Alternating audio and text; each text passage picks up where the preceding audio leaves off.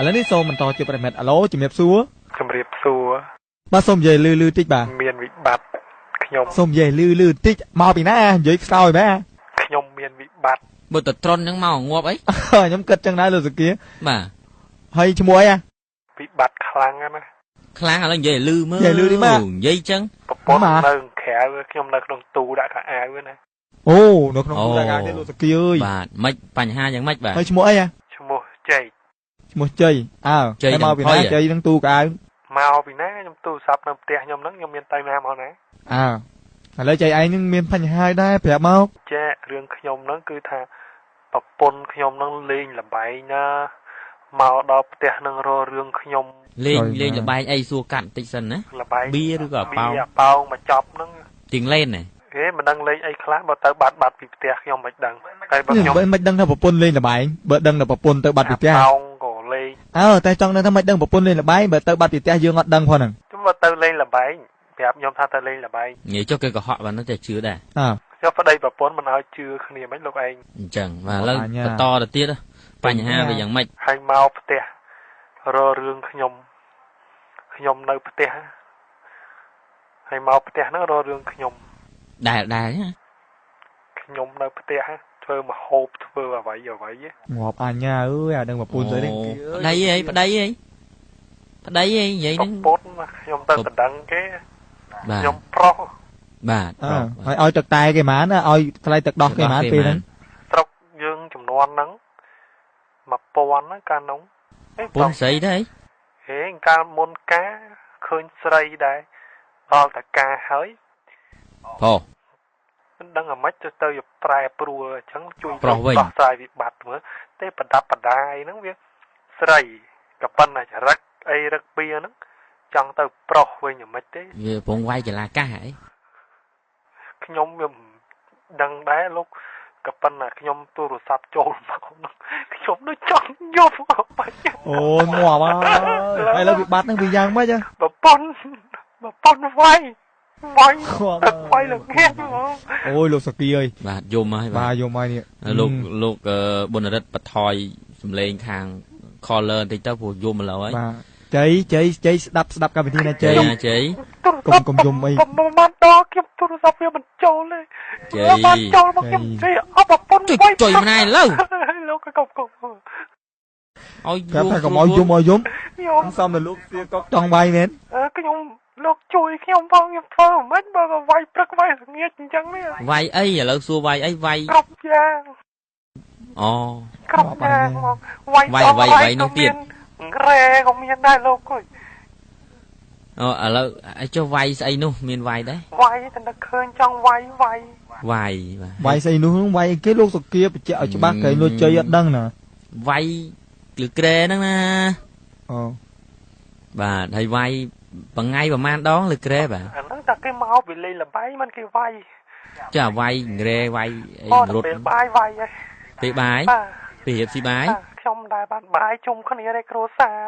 គួតហ្មងដួសស៊ីមុនហ្នឹងកុំឲ្យវាមកតន់ទៅដួសស៊ីមុនអត់បានទេតែមកឃើញបាយអស់ឆ្នាំហ្នឹងដាំ2ឆ្នាំទៅដាំ2ឆ្នាំអាឆ្នាំមួយដាំកន្លះកំប៉ុងទៅស៊ីក៏ទៅមានដែរលោកអើយក៏ទៅមាន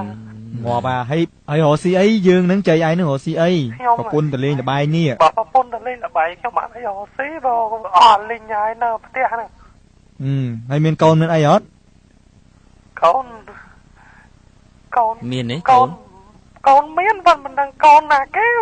អត់មានកាត់ដល់ខ្ញុំទេមិនសោះម៉េចបាទវាអត់ស្ដាប់អត់អីខ្ញុំប្រមាណកូនប្រមាណកូន2បាទមុខក៏ដូចទាំងពីរ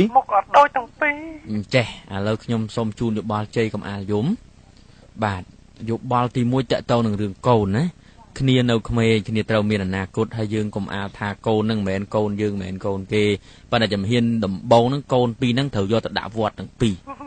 មិនចឹងកូនហ្នឹងបាទឲ្យបានរៀនសូត្រជាមួយសង្ឃបាទកុំឲ្យខលខូចទៅហិតកាវហិតមកសុទ្ធគ្រឿងញៀនអីណាបាទហើយប្រពន្ធហ្នឹងយើងត្រូវតែប្តឹងប៉ូលីសមិនទៅចឹងកុំឲ្យទៅលេងលបែងទៀតអត់ហ៊ានទេយើងត្រូវតែចរចាគ្នាបើលោកឯងខ្សោយតែអញ្ចឹងខ្ញុំក៏មិនដឹងជួយយ៉ាងម៉េចដែរគេថាជួយខ្លួនឯងសិនបានទេវតាជួយ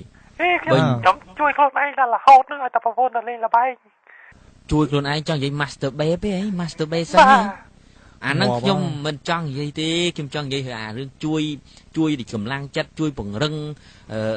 អ្វីដែលយើងយកឈ្នះនៅឧបសគ្គដែលយើងជួបនៅក្នុងគ្រួសារនេះសុភមង្គលគ្រួសារគឺជារឿងសំខាន់ណាស់ណាលោកបាទខ្ញុំដឹងថាសំខាន់ណាស់បើខ្ញុំទូរស័ព្ទចូលមកហ្នឹងបាទអញ្ចឹងហើយខ្ញុំចង់ឲ្យលោកនឹងប្តឹងប៉ូលីសអាជ្ញាធរដែនដីហ្នឹងប្រពន្ធលោកលេងល្បែងនៅកន្លែងណាលោកត្រូវតែស៊ើបមិនបាច់ដាំបាយស៊ីទេមួយថ្ងៃពីរអត់មួយថ្ងៃពីរហ្មងបាទអត់អញ្ចឹងខ្ញុំអត់ដែរយើងស៊ីពីសាទៅលោកត្រូវរៀនសំលៀងកបិតលៀងអីទុក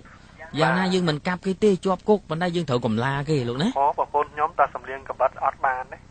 បាទលោកត្រូវចេះសំលៀងកបិតពេលដែលគេលេងល្បែងបាត់ហ្នឹងយើងមានកបិតមានដបងលាក់ឲ្យមើលតែមិនត្រួលយាដាក់តែម្ដង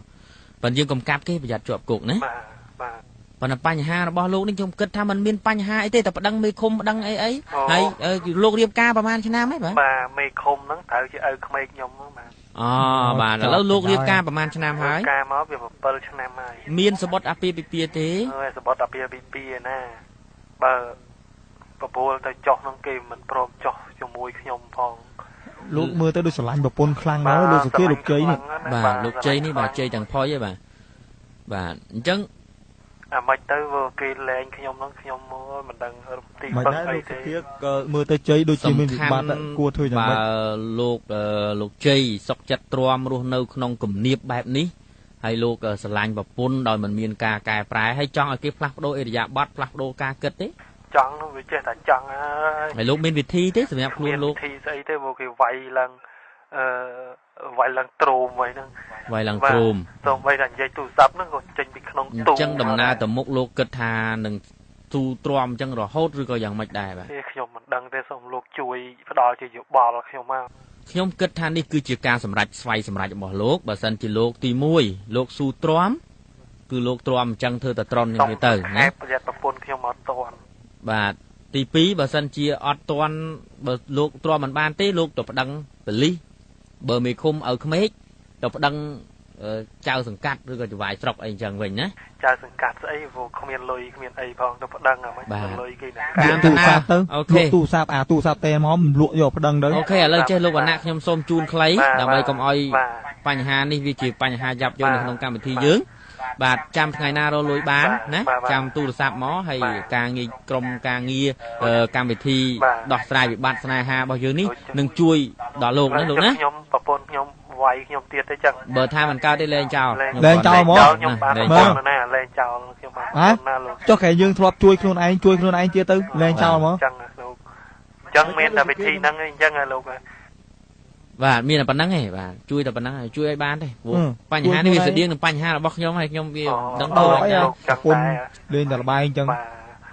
អរគុណអញ្ចឹងជម្រាបលាលោកបាទមិនបាទមិនទៅលែងប្រពន្ធខ្ញុំតែហ្មងលែងតែថាទ្រាំមិនបានលែងលោកមានជំរឿច្រើនចង់លែងអត់ខ្ញុំចង់កាត់ទៅលោកគេថាខឹងល្មមចេះទ្រាំបន្តហើយតែខឹងដល់ក៏ឲ្យក្តោដល់ចេញបាទនេះគឺជាសុភាសិតល្អមួយដែរបាទអញ្ចឹងលែងមកខ្ញុំទៅ